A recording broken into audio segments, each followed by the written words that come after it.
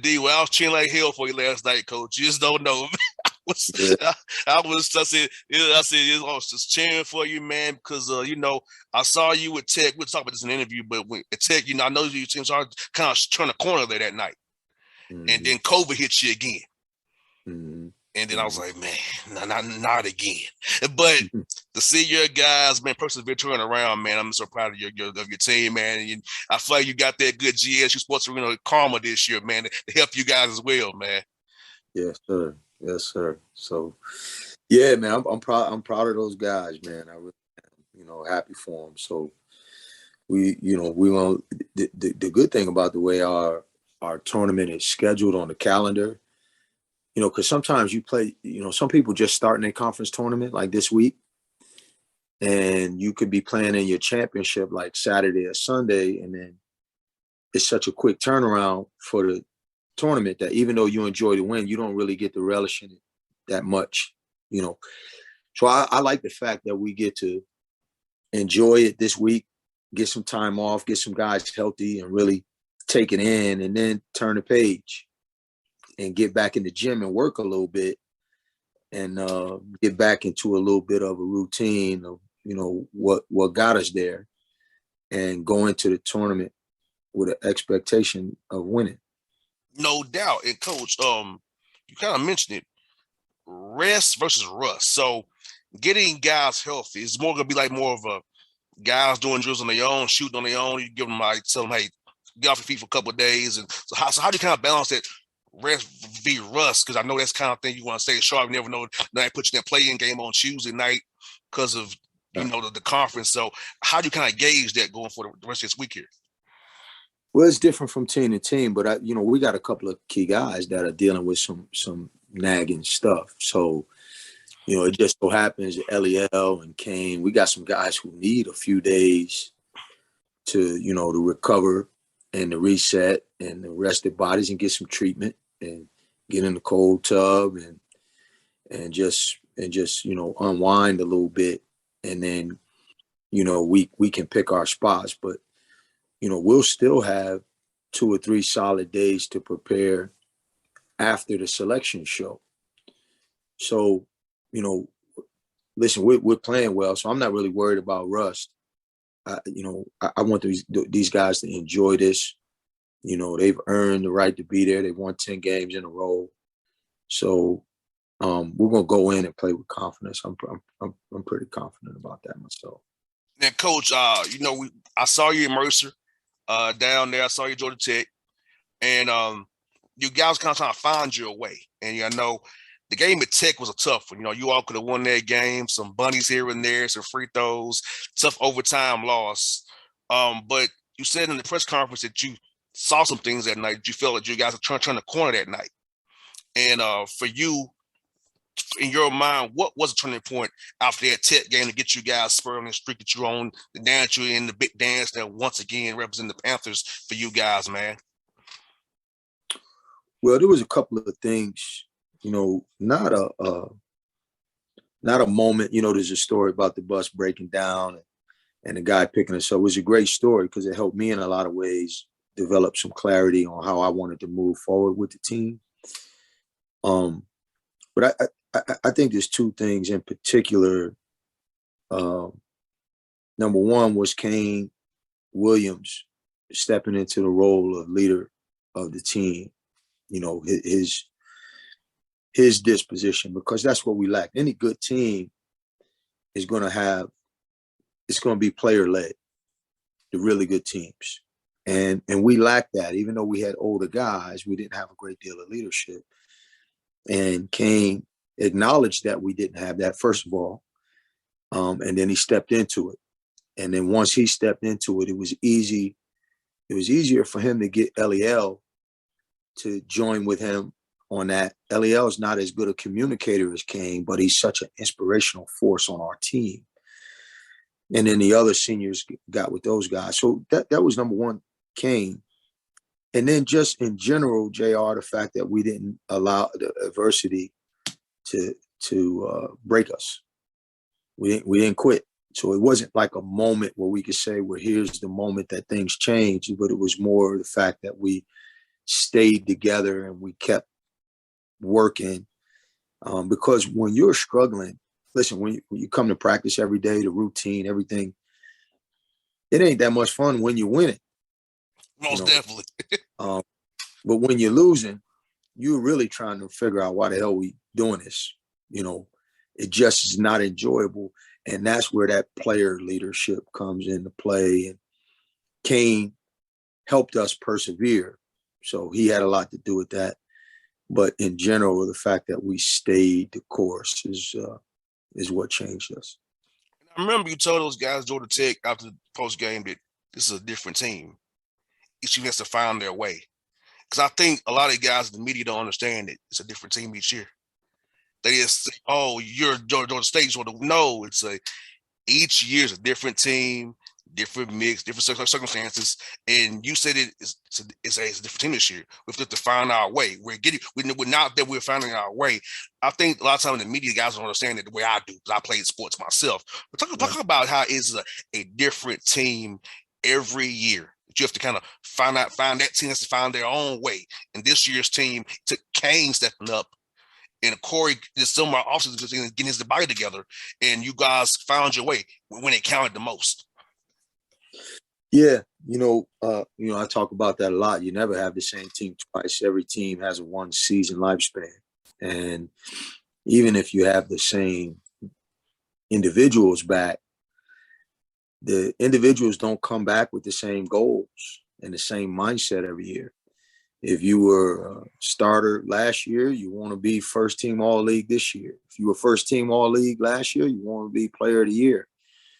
If you were coming off the bench, you want to be a starter. If you didn't play very much, you want more playing time. So every individual is going to be approaching the year with a different mindset.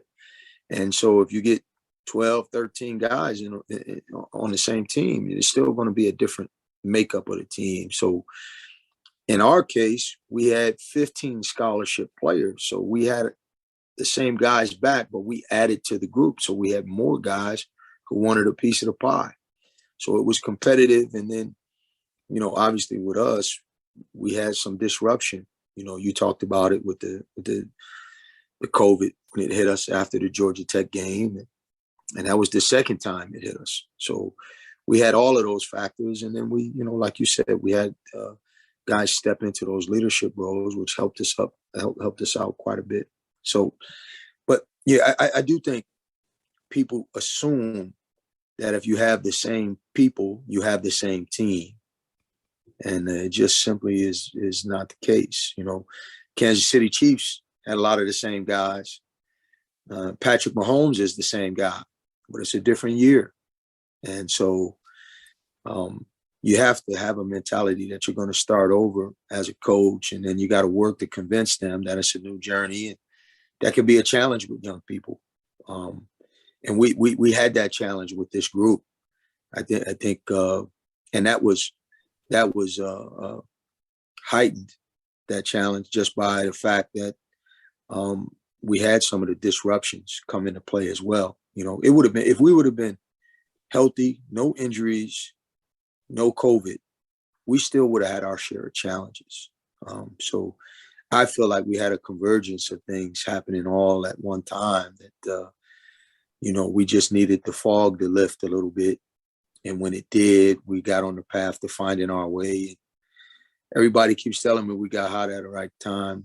Maybe that is true. I don't know if I accept that yet. I still think we got a long way to go. And I'm glad we're still playing. No doubt. And Coach, what I love about it, like you said, man, finding your way. And for these young men, I'm in my mid-30s. Adversity is hitting my life. So I think these young guys got a test earlier about how adversity, perseverance can get you to your goals anyway. And just overcoming bad situations. Because, COVID, we didn't see it coming. But having it happen, that's make you feel better. Feels, it's like, hey, we went through COVID. We found ourselves. And I think you guys got confidence going forward because, hey, man, they could have quit, and you and I both know they could have quit, but they didn't. They stuck together as one. Your staff came to work every day and worked hard. I know your staff, Cliff, and those guys, man, worked their butts off, and your guys stayed with it. And those 2 or 3 days in Pensacola, man, it showed its hard work down there, and you are now y'all Sun Belt champions once more. Yeah, you know what? You just touched on it. You and I talked about this before. Like when your team is going through a tough period, sometimes with coaching staffs, there's an inclination to spend less time around the guys because it can, you get into a rut and it can be so burdensome.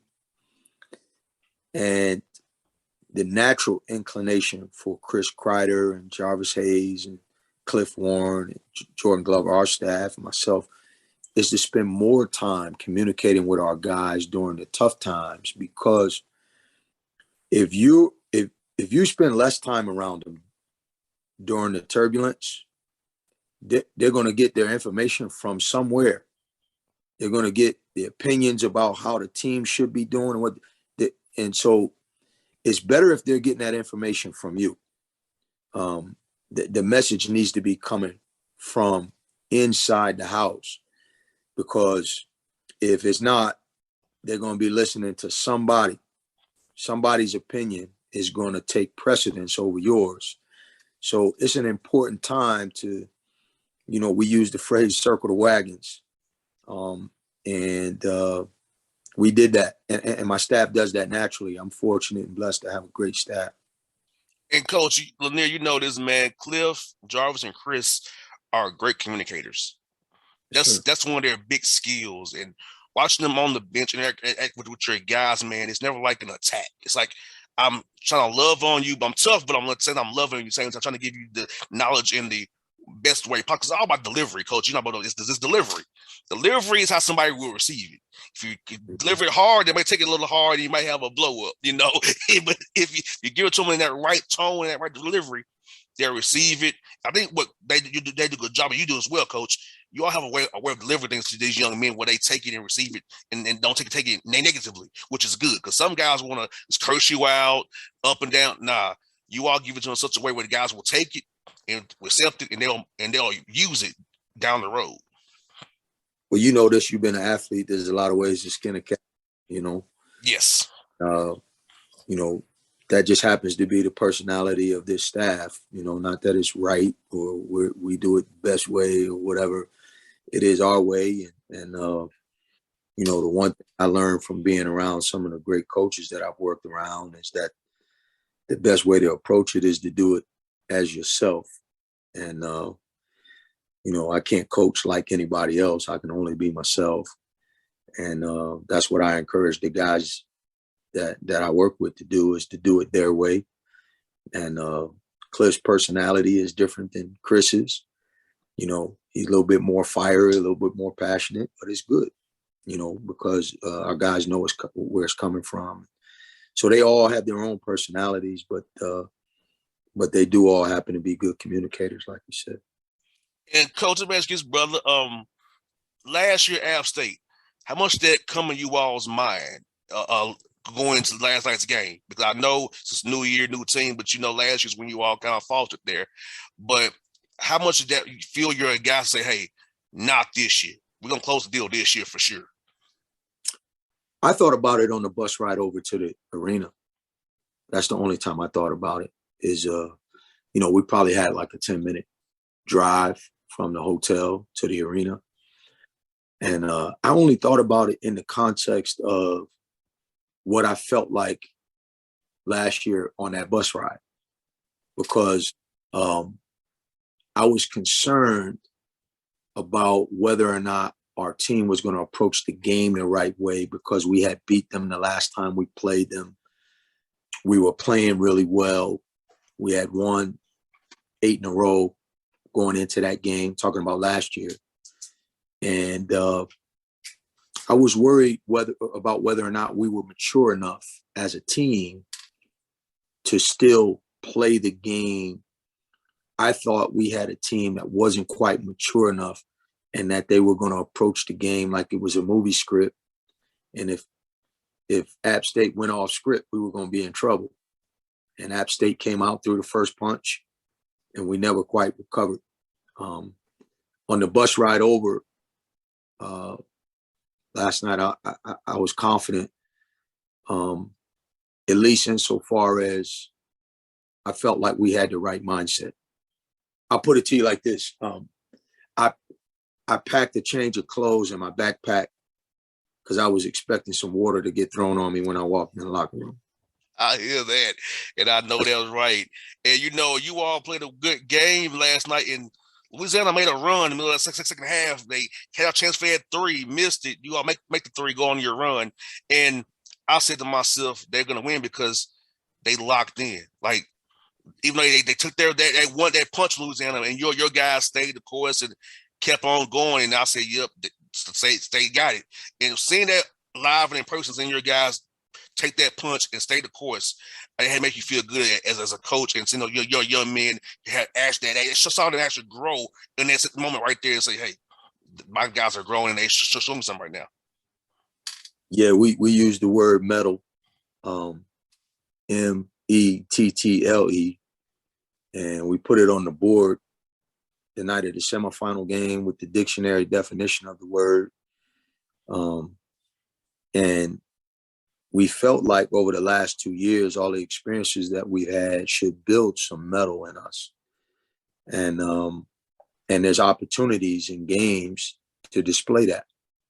And that scenario that you just described where they missed the open three that would have tied it. We came down and hit a three and got a little separation and maintained it. And then we kept some distance, but we fought through the adversity of the run that they were making. And when we came to the timeout, you sit in those timeouts, JR, and you look in their eyes, and you can see different things at different times during the course of a season. And I saw nothing but confidence and focus. And, confidence is a two-way street. Sometimes you give it to them, sometimes they give it to you. Oh, yeah. And I was trying to give it to them, but in a lot of ways, they were the ones giving me the confidence. So it was a good night. And Coach, I don't hide it. I'm very much partial to you. I don't hide it. It's going to be impartial, but when it comes to you, I'm not impartial. So I tell you, I openly cheer for you. I don't hide it at all. Everybody knows I openly cheer for you. It's not even a secret. So it's like, I'm like, last time I was like, look, I am cheering for Coach Lanier. That's my guy. Been my guy. State has to win representation in Atlanta, man. And, it makes me feel good because I feel like State is Atlanta school. No disrespect to Josh and Georgia Tech. State is more of Atlanta school. It's just people, anybody in Atlanta can afford to go to State. It's for everybody. Tech, you see me a little smarter kind of a cat. But State is Atlanta school. So how it make you feel for the ATL? You came here took this job, man, and now you punched this ticket for Georgia State once more. State's always been in those tournaments, man. When Hunter was here, but now you're doing it now, Coach Lanier, and now your staff, man, it gotta make you feel really good, and your family has to feel really good as well, making the decision to come to Atlanta. I'm glad you did come from leaving Tennessee. Come on down here, man. Yeah, no, I feel like we found a home, and I felt like that before last night. But this is special, man. When you see all that emotion on the court, those guys. I've been watching that video over and over today. The Sunbelt made a nice little highlight video of the little celebration on the court after the game. When you have a vision for your program and a philosophy and an approach that you want to take, and you're trying to get your staff and your players to buy into it and believe in it, and you work hard to bring a group of people together, and it comes together and culminates in a night like last night. Not only is it a celebration of an accomplishment, but for me, I also look at it as a springboard to greater success, because it creates now a frame of reference and a standard for why we do what we do, why we practice the way we do, why we work the way we do, why we have the standards that we have, so that the young people who return to the program, they come back with a totally different mindset about this whole journey and process. And you can now develop leaders inside of your program because you've painted a vision for them of what it feels like and when it looks like. And the great thing about it, celebration last night, is they got to want to experience that again and again and again. They got to want more, because I want more, you know. And so I think it's a great opportunity for us to grow the program. Most definitely. And new arena coming next year. Communication center coming down there in Turner Field, the Summer Hill area, man. And how was that coming along, Coach? Have you seen any? Have you been over to see it? How excited are you to get in there next year, man? Once everything gets painted over there and everything's get ready to go rock and roll over there, man. Yeah, we're gonna be having some recruits come in soon. You know, once the season is over. I haven't been over there since December, so and I was excited about what I was seeing then. And I know that, you know, since December they've made some changes. So I can't wait to see what the progress looks like. Coach Lanier, thank you for your time tonight, man. You're my guy, man. Like I said, I'll be cheering. Where you back, I'm cheering for you, brother. You know that. I am very much partial to Coach Lanier, people. I don't deny it. I'm very much partial to Coach Lanier. So, Coach, thank you for your time, brother. Hope to see you Sunday at the party before I go to the Hawks game, man. And I know you have a media availability on Friday. Hopefully, I'll come back and get you over there as well, man. But I don't see you before the tournament, man, Coach. Best of luck to you. I'm cheering for you, brother. You already know that I got you right here in my heart, brother. Oh, man. Appreciate you, brother. Anytime, Coach. Be safe, man. Thanks. All right.